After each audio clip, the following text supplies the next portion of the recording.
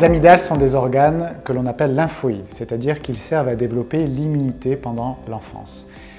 Pour faire simple, ils n'ont pas d'utilité particulière chez l'adulte.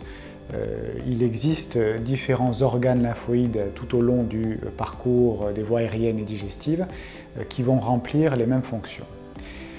Qu'est-ce qu'on peut rencontrer comme pathologie?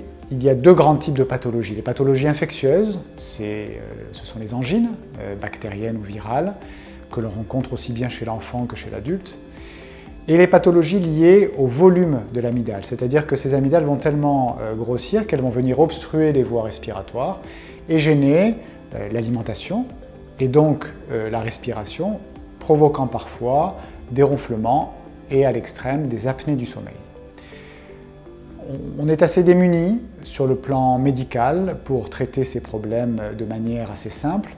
Les patients d'ailleurs ont recours à ce genre de techniques, les collutoires, les gargarismes, les solutions assez simples, et certains médicaments qui vont développer ou stimuler l'immunité, mais malheureusement aucun n'est réellement efficace. Lorsque les patients consultent, c'est qu'ils sont en fait en échec thérapeutique et qu'ils veulent une solution nouvelle.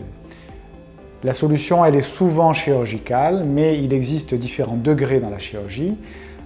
On a des techniques qui sont assez radicales, qui consistent à enlever l'amygdale chirurgicalement, et des techniques un peu plus conservatrices qui vont traiter l'amygdale ou l'enlever de manière partielle en utilisant en particulier un courant que l'on appelle la radiofréquence.